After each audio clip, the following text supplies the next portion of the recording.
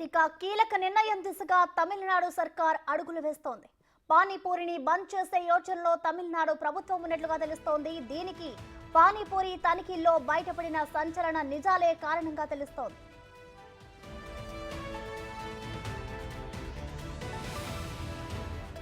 కర్ణాటకలోని 276 పానీపూరి షాపుల్లో తనిఖీలు నిర్వహించారు ఫుడ్ అధికారులు. పానీపూరిలో వాడే వాటర్ కలర్ రావడానికి రసాయనాలు వాడుతున్నట్లు గుర్తించారు అధికారులు.